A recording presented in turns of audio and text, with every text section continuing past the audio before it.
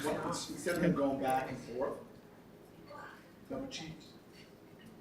You got yourself into the coveted corner.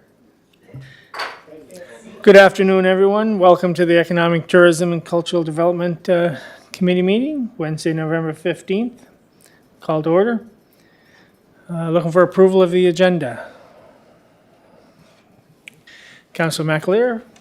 Second. Worship Mr. Brown. Declarations of conflict of interest. Seeing none. None? Approval of previous minutes from September 20th. You mover? Looks good. Your worship? Moved. Seconded, Councilor McAleer. Any business arising from the minutes? Move into discussions and reports. 6A, Fiona Wood Public Art, report and attachments in the package. Thank you very much, Mr. Chair.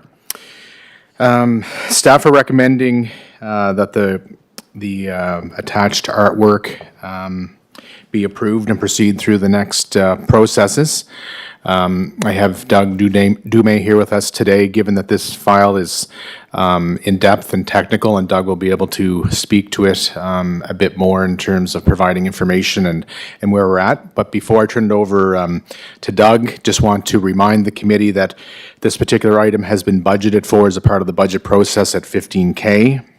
There was a call to artists. 6 artists responded to that.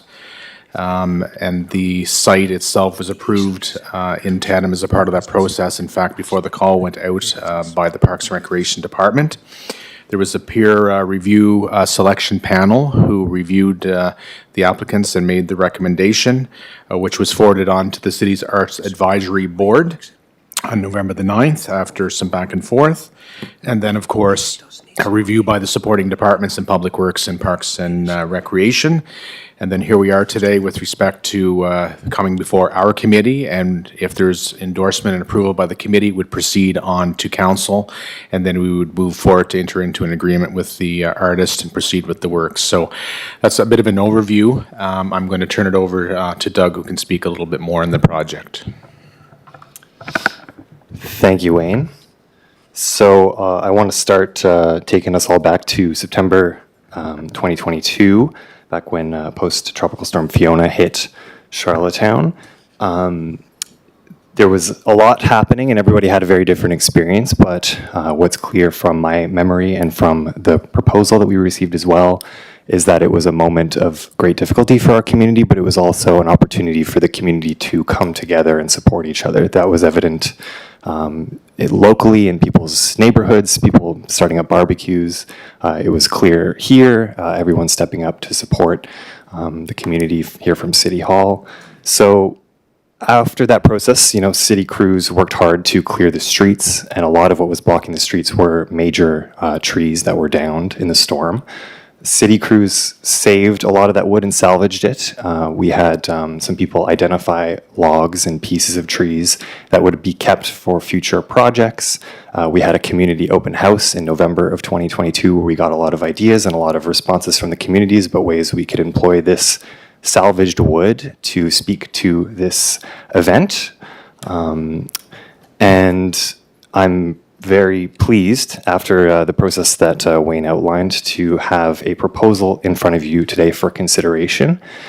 That is a piece that I think reflects the theme of the call, resilience, reclamation, and regeneration, but also speaks to the way that the community rallied around each other in the days following the storm.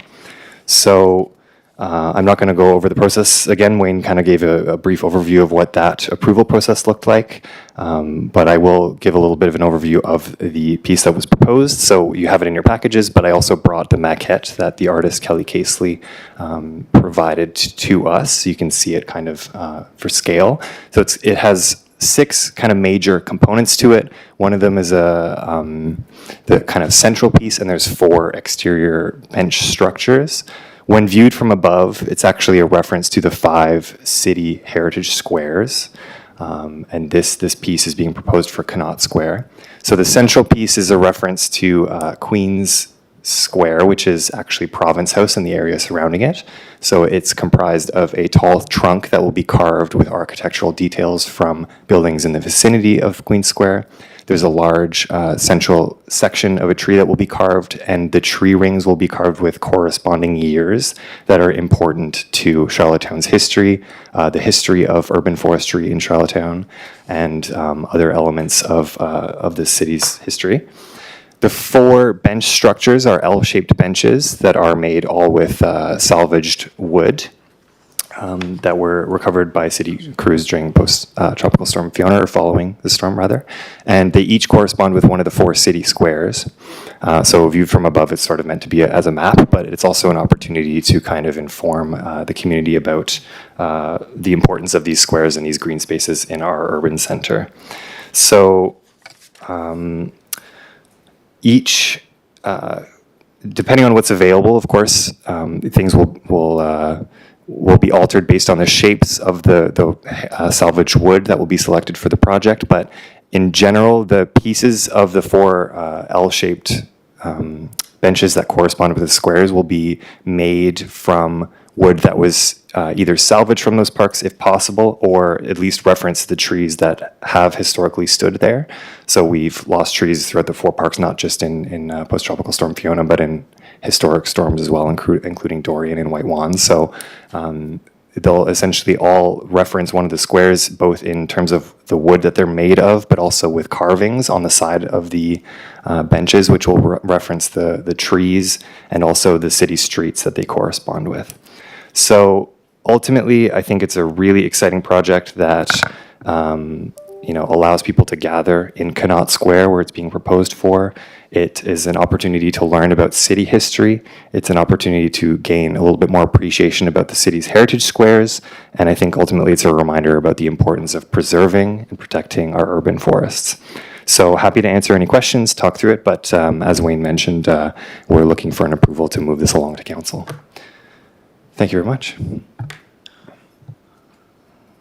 Thank you very much for your presentation. No, I think it looks like it's been a wonderful project using the reclaimed wood from Fiona, and to see that it's a local-based artist out of Charlottetown as well it's been an excellent project. So, any other questions from the committee?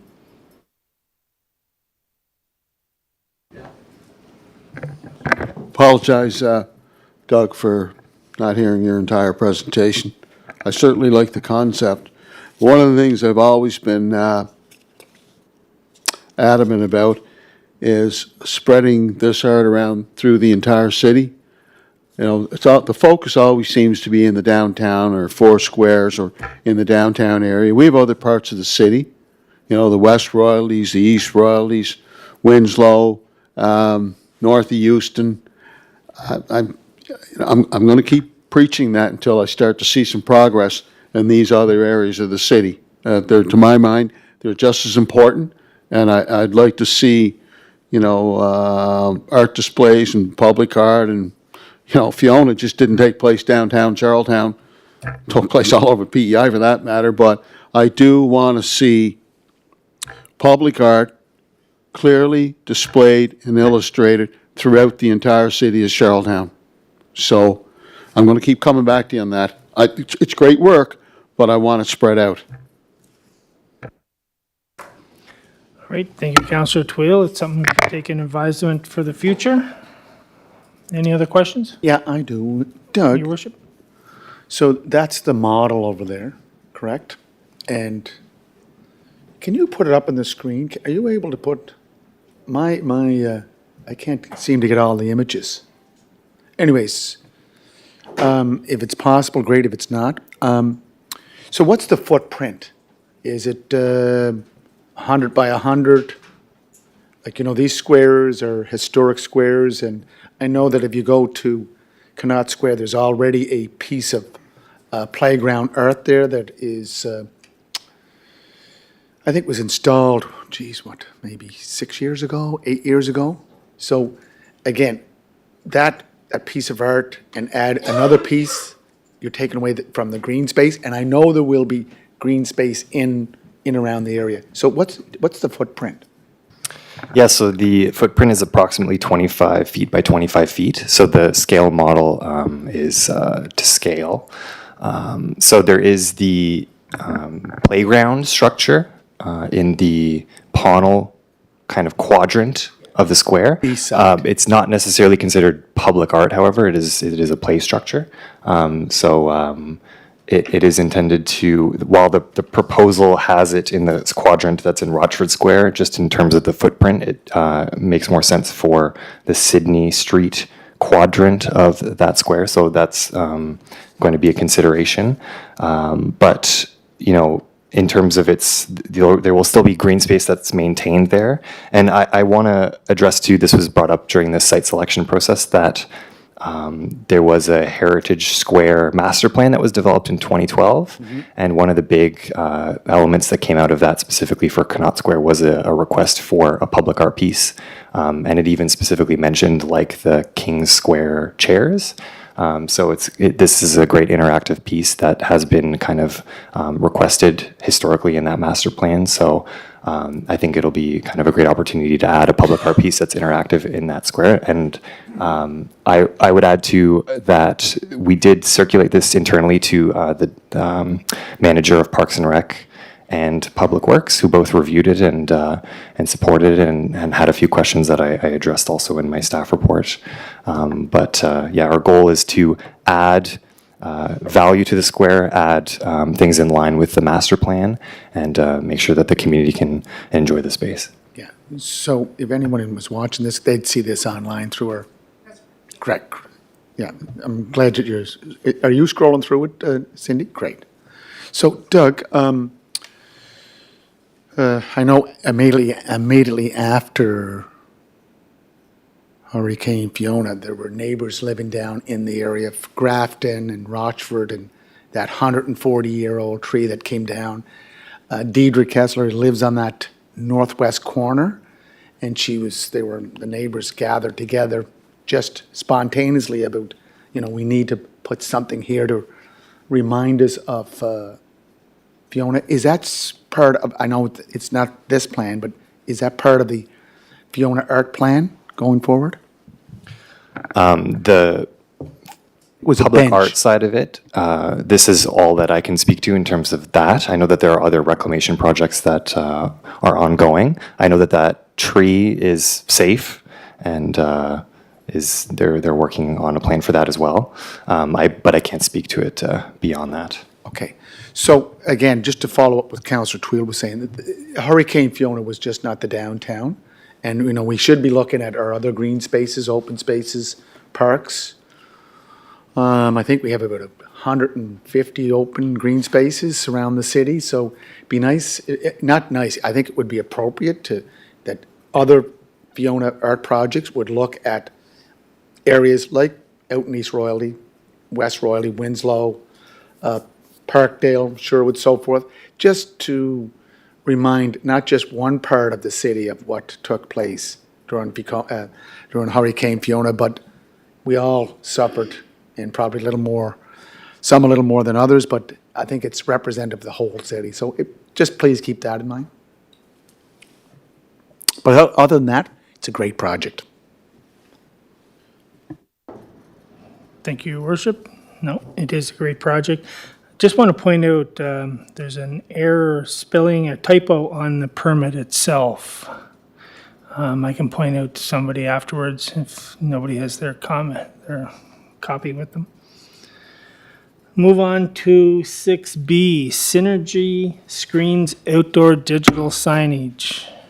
Mr. Long? Thank you much, Mr. Chair. The committee will recall that we did entertain a presentation from Mark Simmons at Synergy Screens a couple of meetings ago. Mr. Simmons was proposing the installation of digital signage in several areas in the city, similar to which he does in other municipalities. And there would have been a contribution back to the city through that particular initiative. Following the presentation, we did an internal scan with respect to how this fits with the municipality. Discussions have been had with the planning department, the public works department, and the police department, as well as aligning that with bylaws, appropriate bylaws with respect to where this might land, with respect to how we deal with that internally. And it was determined after a review that unfortunately there's not a path forward at this particular time due to a number of issues which are noted in your report. I'm not going to go through all of those unless there's a specific question, but these were provided to us directly by planning staff. Two of the main concerns were that such digital signage is not permitted on the public right-of-way unless it's through another level of government or has a endorsement of a planning department staffer at a level that would be sufficient to the city, which is likely not to happen.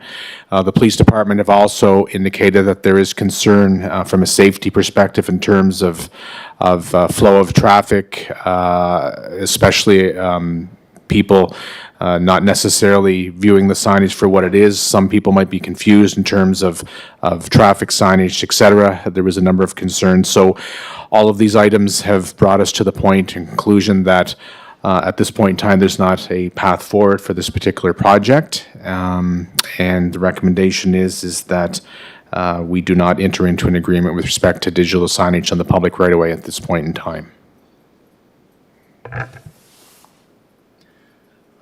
Thank you, Mr. Long. No, I support your recommendation, but I think it's something that the city should look at down the road. I think it does, there is a place for this at some point. I think we look at it, whether it's changing the bylaws or down the road. Any other questions from the committee? Right here. Councillor Twill. Yep. I think I understand it, Wayne. But when I look at other jurisdictions, I mean, it was pointed out in this presentation, I wasn't sure about, doing the sole sourcing. I wasn't 100% convinced on that. But in terms of the concept, and as he outlined in his presentation, I mean, you look at the city of Halifax, some of these other major centers, digital signage is quite evident in a lot of these bigger municipalities. So I would think that they would face the same challenges and have the same issues and the same questions. So how come, I guess my question is, one of the questions I have is, how come they're able to do it and we're not? Through the chair, Councillor Twill, I can't speak specifically to that, but I could only assume that bylaws are different amongst different municipalities to begin with.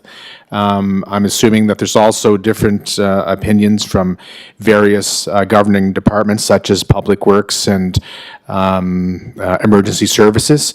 I think one of the unique concepts with this particular item is they were looking for the city to enter into a lease agreement on the public right-of-way. If you look at many other municipalities, at least visually, a number of these digital signs are on the sides of buildings, on private properties, et cetera. I can't speak whether they're on the public right-of-way in other municipalities. Perhaps they are. I can only speak to the information provided us by the governing departments who would be able to best address this. And if you review the city's zoning and development bylaw, several points have been highlighted in that particular document to me by planning staff with respect to why this particular item could not proceed under the current bylaw, in addition to the concerns raised by police, which are also addressed in that bylaw. Okay. Mr. Chair, just follow up. Well, that tells me we need to update our bylaws, because if you look at the message we're trying to convey to the community with the current 4x8 signs that are located throughout the city of Charlottetown, I mean, it's like it's getting old. Like that type of a format, that's old. That's something that was done in the 60s and 70s.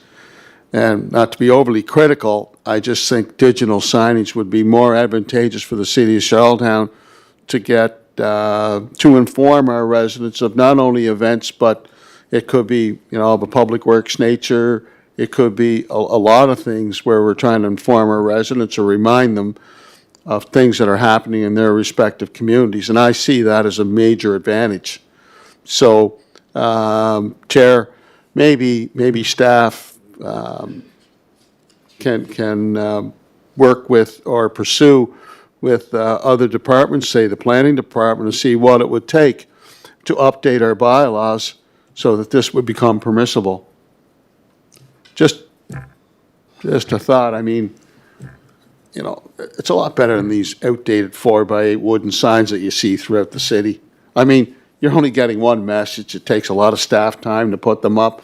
Whereas you had the digital sign, bang, it's just, you flick the switch and there's a different message, and that's great. It could be the Christmas parade, it could be Remembrance Day, it could be Easter, God knows what.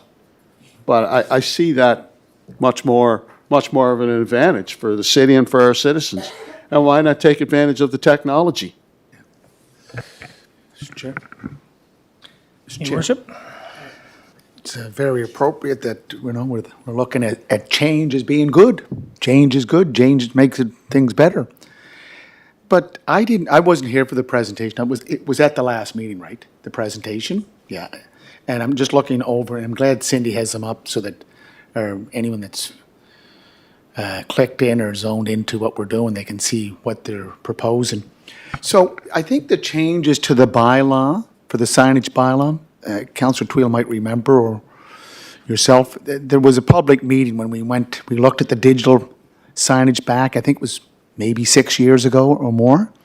And the manager at the time, Alex Forbes, was proposing that we have to go digital, and that did pass. But I didn't know there were restrictions, that the restrictions on using right-of-ways were still part of the bylaw. So correct me if I'm wrong, so to amend the bylaw, we'd have to go to a public consultation on this particular section of the zoning development bylaw. Is that correct, Wayne? Or maybe you have to refer to our CAO or director?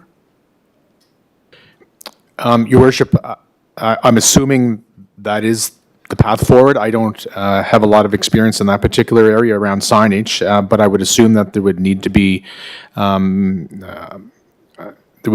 amendments made, obviously, to the bylaw itself, but there also would need to be a public engagement as part of the process, perhaps.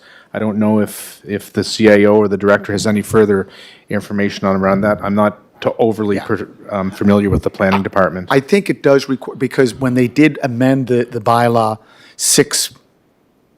I know Councillor Tweel was at that public meeting at the Charlottetown Hotel. It was about 6 years ago, and that's when we went from just digital was being proposed, and so if you go to McDonald's or you go to Source for Sports, all that digitized signage is part of that amended bylaw. So I agree with Councillor Tweel. Let's put it back to planning, get the changes done, but it has to go through the public consultation. And is it Mark Simmons that's proposed? And the Mark Simmons can be at these meetings to give his proposal. The only thing I don't like about the digitized signs currently is that the resolutions of the pixels are not, they're not, sometimes not enough resolution or pixels to give that give that image. But that's a technical issue. In terms of making the amendments, I think we should forward this back to planning and ask what has to be changed and start the process of a public consultation and get this going.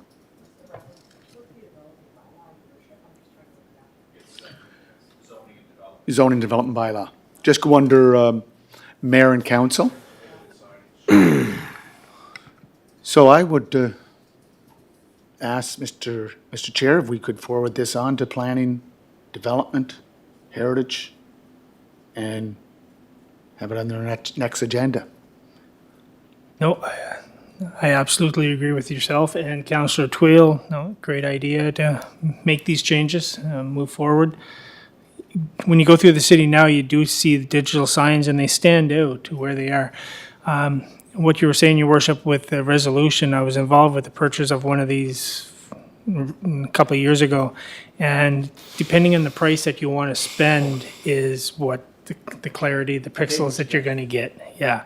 So if it's something that the city wants to undertake and get involved with and purchasing our own signs, taking care of our own, maybe it's something that we can take care of. Yeah, but Mr. Chair, the reason I bring that up, because if we're looking at a advertising and getting away from the old signage. Like, change is good, change is better. So when you can get away from that, I think we want to show that we have a better product in our right-of-ways, not discounting what's currently up in and around the city because it's all cost-based, but it does stand out. Thank you, sir. I agree. Councillor McAleer? Yeah, no, just want to support certainly the spirit of what Councillor Tweedle has expressed, and the mayor saying, Mayor Brown saying the same thing. I'm certainly in agreement with that to push this forward to look at it again. I think it somewhere between having the downtown look like Vegas and being more relevant with our signage. I think it there's probably, when Mr. Mark Simmons was in doing his presentation, at the very least, if there was at least a half dozen main entries or arteries into the city where you had this sort of signage where, because, capital city, there's a lot of things going on and, people are busy and sometimes these, I just think it's, a very good vehicle to advertise and promote, what the city's doing in terms of events and meetings and the whole thing. So, yeah, let's try to advance it. Thank you. Thank you. No, the message seems to be clear, something to move forward on and get the bylaws looked at and see if we can move forward on this. Any other questions? Oh, do you need a motion? I think we're asking to move it on to Planning, Development, and Heritage Standing Committee. So does that require a motion? Oh. Okay. Yeah, yeah. Because, I was at that meeting several years ago. I thought the meeting was at the Confed Center. It was at the hotel. Nonetheless, I did attend a meeting at the Confed Center about signage. And all you have to do is point to the digital signage at the Confederation Center of the Arts. That's as big as Madison Square Gardens. Not that big. Well, I think it is pretty big. So, seems to work out well there for the Confed Center. So, anyway, that's the logic and the rationale that I'm functioning from, Wayne. So, yeah, I think we gotta move in that direction. Okay. Yep, Mr. Chair, I would just conclude by saying that digital signage obviously has a place. I mean, we do have some of our own signage that is a bit historic in nature, as Councillor Tweedle alluded to. I think the difference between this and the majority of the digital signs that you're seeing around town is it's specific to the public right-of-way. So that's the difference in terms of digital signage that we're seeing today in terms of this request itself. Mr. Chair, the other item that I have before we wrap is that the first item on the agenda, the Fiona Public Art, the wood, we actually need a mover and a seconder for that to advance. Thank you for that, Mr. Long. Just go ahead. Moved by Councillor McAleer, seconded by your worship, Yeah, to move forward to council with the Fiona Art Project. yeah, good. Mr. Chair, just again, the signage, the right-of-ways, Wayne, I go back to 2004, 2005, when Keith Milliken came into the city to propose. The roadway signs that you see out by UPEI, the large ones, they wanted to go digital at that time, but it was just too much for a city this size. These, Mark Simmons' idea, this is appropriate for a municipality our size. So I think it's a good fit. Let's just get it through the channels of planning, development, and heritage so we can get public input. Thank you. Thank you, your worship. Any other questions? Any new business to I have new discuss? business. New business, your worship. Yeah. Yeah. So just under new business, Mr. Chair, I did speak to Wayne Long about this, and again, I want to thank Wayne and their team and Bruce Donaldson and the whole team out at with the World Under-17 Hockey Challenge. Just great 10 days plus of super hockey and to culminate with that big final game between Canada and the U.S. on Saturday night just showed how great that we can do things. So again, thanks for doing that. Another big event that did happen this year was the Canada Games. And I've been trying to get a follow-up with the Canada Games executive, or at least the Legacy Fund group. So I just want to give a notice of motion that if we could just reach out to our friends at the Canada Games. There is a Legacy Fund group, and that group is referred to as, it includes, it's called the Host Society Legacy Fund, Canada Games, 2023 Canada Games Legacy Program Committee. And I believe the chair is Wayne Carew. There's Blair Dunn, Edna Flood. If we could just ask them to, come into this committee if it's, I think it's appropriate, Chair, because we were part of the I think as Wayne referred to as an elevated municipal sponsor at $1.8 million. Like, we put our money on the table right at the start and never regretted one bit of that it was a bad investment. It was a great investment, and look at the return. So I'd just like to, if it's possible, maybe we can direct our manager to, reach out to this Canada Games Legacy Program Committee to come in and speak to us and just look at the challenges and, the successes. I think more successes than challenges, but also, where are we going with the fund? And, we're all good partners. Change is good, change is better. So could we put that on is that appropriate? I think it would be appropriate. Mr. Long has a comment on this. Yes, we'll reach out, Your Worship, to the Canada Games Host Society. The fund that you are referring to is the Dreams and Champions Legacy Trust. Thank you. Thank you. Love that. Dreams and what? Legacy. Dreams and legacy. Big dreams, little dreams. Great. Councillor McAleer, you have new business. Yeah, we're new business, correct? Yeah, so, I'd just like to circle back. Last night I made a comment at the council meeting on the Eastlink Centre and the relevancy of that centre kind of going forward in terms of its, I guess the capital needs and the relevance of making sure it's in the best shape it can be to continue to attract concerts, events. And I just like to suggest that we start make efforts to put that on the radar, to start those discussions of where we're going with that Eastlink Centre in terms of capital, I guess, potential capital improvements going forward. If I don't think there's, I don't know. My personal opinion is like it'd be probably a big stretch to think that we're going to get a $215 or $30 or $130 or $40 million event facility. In the absence of that, I think we have to keep this Eastlink Centre as relevant as we can for the markets that we are hoping to be in, to continue to track the sort of events that we just held and will hopefully hold going forward. So I think that's got to start with a conversation.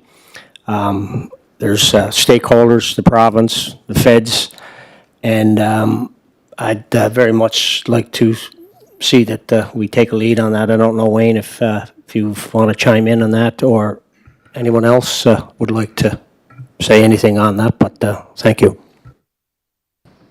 Mr. Long? Through the chair, Councillor, I would say a couple of things. One is there has been some internal reporting done on this with respect to the aging infrastructure and the challenges that we'll face moving forward with respect to the venue. However, having said that, we know that the venue has received substantial upgrades as a part of the Canada Games capital program, and certainly there's more upgrades to be made. We're coming into the capital process here again soon, so we'll receive a request from Eastlink Centre Charlottetown. One of the challenges within this region is that we have an aging infrastructure, and in order to remain competitive, if there's not ongoing capital investment or a vision to to replace in future years at some point in time, it'll become a bigger issue. I certainly don't want to speak on behalf of council on this particular item, but we do have documentation with respect to speaking to some of what the councillor is referring to. Thank you, Mr. Long. Any questions, anybody? I just want to add, worship. the Article 7 that we approved last night under the amendments to the agreement between the city and the Eastlink Center. It says that as a premier sport and entertainment multi-use facility. So it's got a expanded mandate, and I think it has lots of potential to be that, but I think it's going to require some investment from the city, capital investment. And I don't know where you want to go with this, Councillor McAleer. Do you want to have it on the agenda for the next meeting, or you ask, what are you asking? You don't mind if I ask? Yeah, go ahead. Well, yeah, it's got to start somewhere, so let's, if it's possible, conceivable, Wayne, to take your kind of lead on that. If it's not the next meeting, I think it's got to, follow the next couple of months. Is that fair to say?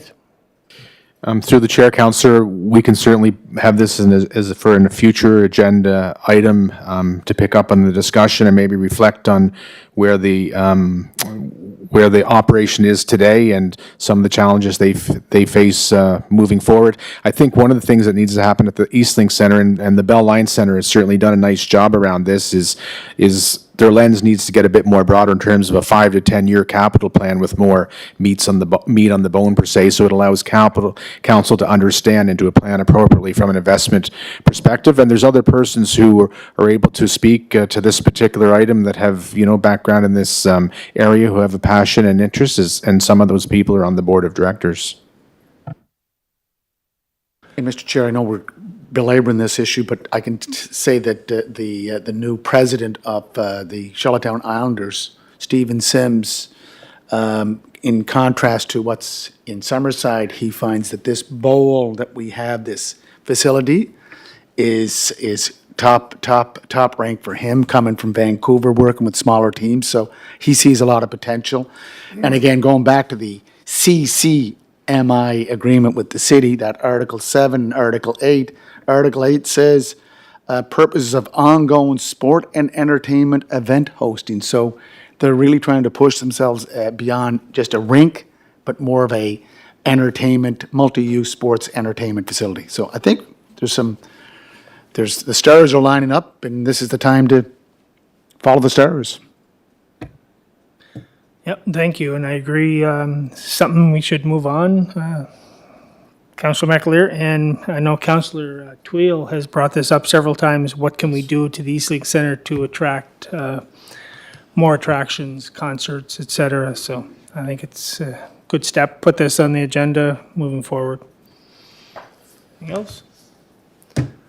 Motion to adjourn. Moved. Your worst. Thank you. Thanks, everyone.